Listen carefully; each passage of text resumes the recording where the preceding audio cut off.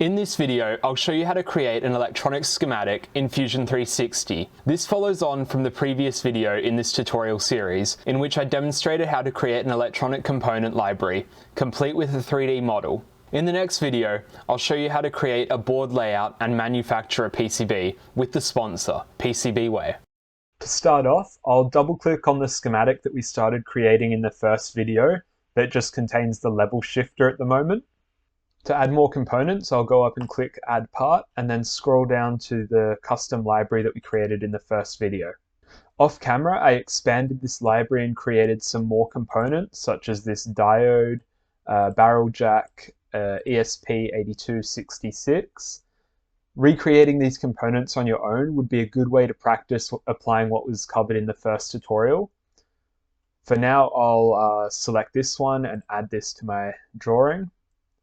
And then just as a reminder, we can move components around with the move tool. So I'll go and hit the orange crosshairs in the middle of the component and move this down here, say. Note that the search functionality down the bottom here is only limited to exact matches. So for example, if I search 470, I get no results. However, I can do a more general search by adding an asterisk to the beginning and the end of this term that I'm searching for. I get all components that contain the phrase 470. So I can go up and select my custom-made 470 ohm resistor. I'll also want to go ahead and get an electrolytic capacitor, some JST connectors. Using the value button up here, I'm going to change the capacitor value to 1000. Yeah, there we go. And to connect all these individual components together, we're going to use the tool called nets. Nets basically represent the wires in a circuit. For example, if I want to connect this JST connector to this resistor, then we can use the net tool on one end and just connect over to there. And I'll press OK. And you can see that now when I move this component around, it stays linked to that pin that we connected it to. This diagram shows the overall connections of how to connect a NeoPixel strip to an ESP8266. Key features in the circuit are the 470 ohm resistor and the 1000 microfarad capacitor for protecting the LEDs. If I replicate this drawing in Fusion 360, you can immediately see how messy, disgusting, and confusing it gets.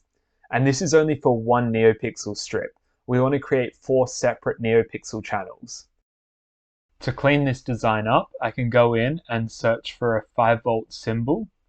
There's a few different options, but grab one of them and then place that on the sketch. And then I'll go ahead and delete the green 5-volt net and instead connect pin 3 up to the 5-volt signal directly. I'll then go through and repeat the process, deleting all the ground nets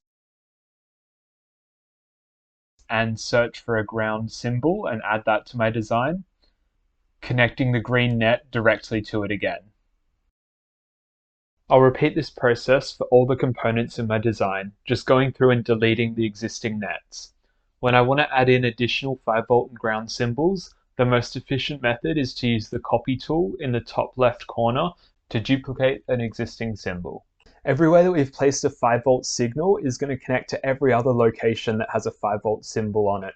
So even though the nets aren't explicitly drawn, all the components are still connected to 5 volts, but this design is much cleaner and easier to read.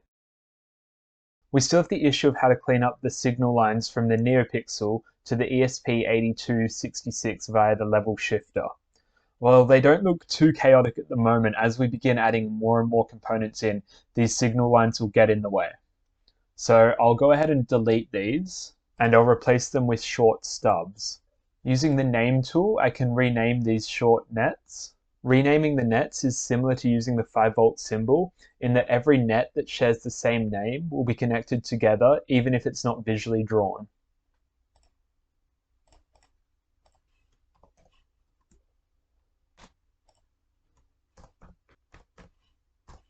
To summarize, the Neo1 3v3 net is going to go down and connect to this Neo1 3v3 net, and then the output of the level shifter, this Neo1 5-volt, is going to connect up to this Neo1 5-volt. So you can see this is very, very easy to read once you know that the names associate the different nets together. For my personal circuit, I want to create 4 of these NeoPixel channels. So while I could manually repeat the process that I just did, it'll be much faster if I go up and use the select tool to grab that area and then copy and paste, Command V, Command C, Command V, and then drop that down. Be careful when copying sections together because the nets will still share the same name. So we want to rename this to neo_2 because this is going to be the second channel. So I'll go ahead and just change this name.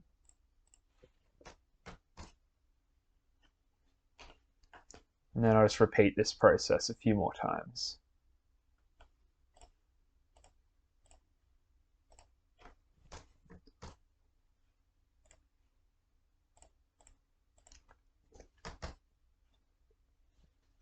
And then I'll use up the remaining pins on this level shifter to connect the other channels to the ESP8266.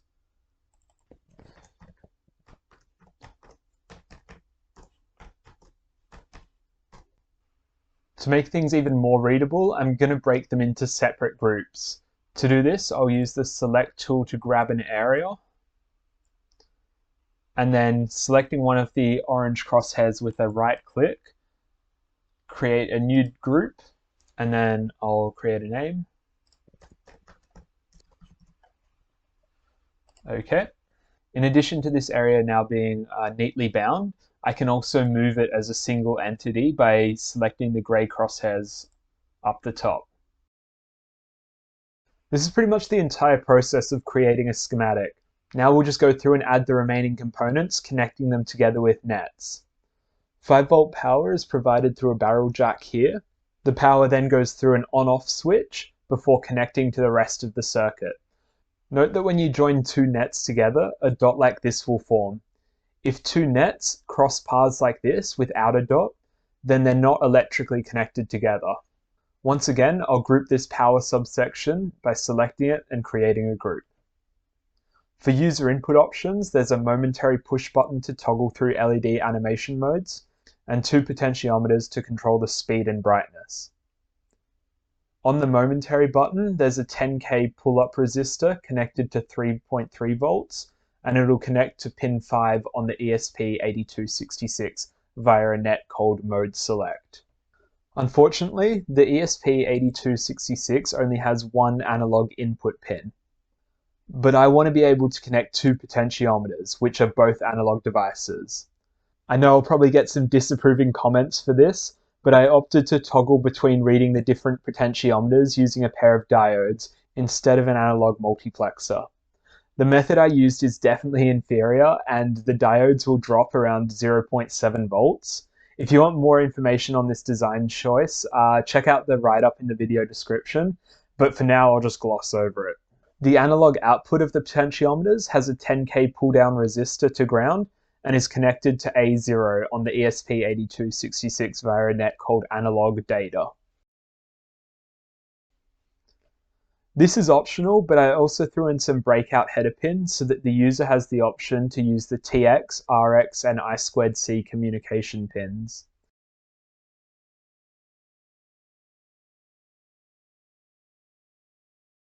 Last but not least, I added 4 mounting holes with a diameter of 3.2 millimeters for installing M3 bolts.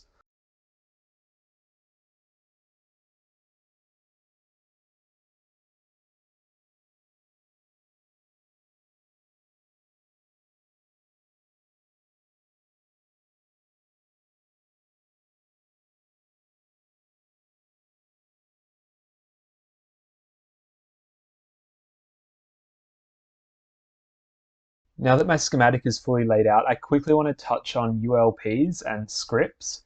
ULPs are short for User Language Programs, and if we go over to the Automate tab at the top, we can see 2 buttons, Run ULP and Run Script. So if I click on Run ULP, this brings up a long list of various existing ULPs. So these are basically tools to automate a lot of the process design to save you a lot of grunt work. So for example, the first one in this list is a ULP for the bill of materials. So if I click on this to run it, it's going to automatically generate me an entire list of materials that I need for this. So it saves me going through the manual process of kind of getting all that information. I won't cover it too much in this video, but it's just something to be aware of. Using ULPs can significantly increase your design efficiency and your speed. There's one very last step that we need to do to ensure that we haven't made any mistakes in our design. But first, I want to tell you about the sponsor of this video series, PCB Way. PCB Way provides an amazing service for quickly manufacturing high quality and affordable PCBs. As you'll see in my next video, I sent the design that we've just created off to PCB Way, and a short time later I had the physical board in my hands ready to assemble. If you're watching this tutorial, then I'm sure you have a PCB in mind that you'd like to fabricate. So when you're ready, head over to PCB Way to bring your design to life. Okay, so before we move on to creating the board layout, we first need to check if we've made any mistakes. At the top of the menu, select the Validate tab. Here there's a button called ERC, standing for Electrical Rule Check. Clicking this button will check if there's any mistakes that you may have missed. As you can see, when I ran my ERC, I got 6 different warnings. These 4 warnings down here are basically telling me that my 4 mounting points aren't connected to anything at all. This is okay, as that's the intended application. They're just for mounting, not anything electrical. So I'll go ahead and approve these. We don't worry about those. And you can see they've moved into the approved warning section. And then there's 2 more warnings saying that the header pins here that I have are not, they don't have any value, but that's okay. That's another superficial warning. So I'll go ahead and approve those. If I was to make a serious error, for example, if I go ahead and delete this net here, the neo_1_5 volt with the delete key, and then run the ERC, Fusion will notify me of my mistake, saying that this net is not connected to anything at all, and then there's an unnamed misconnection down here. So this one doesn't have a value. So we can go ahead and undo that mistake that I made. This time when I run the ERC, I don't get any pop-up window at all. But if I look down on the bottom left, I get this small message saying that basically everything looks fine and we're all good to go. I hope you found this tutorial useful. While the information is entirely free, if you did want to support me in creating more educational content like this, I recently launched an account on buymeacoffee.com. Buy Me a Coffee gives you the option to support my work with a one-time contribution instead of being locked into a monthly payment plan like Patreon. That said, if you are passionate about the content I create, there is also an option for a monthly membership to provide ongoing support while also giving you access to member-only perks such as behind-the-scenes content. If you're interested in this, please consider checking out the link in my description, but don't feel any obligation to do so. My videos on YouTube will always remain free and publicly available. This concludes the tutorial on how to create an electronic schematic in Fusion 360. In my next video, I'll show you how to take this schematic and convert it into a board layout ready to be manufactured into a physical PCB.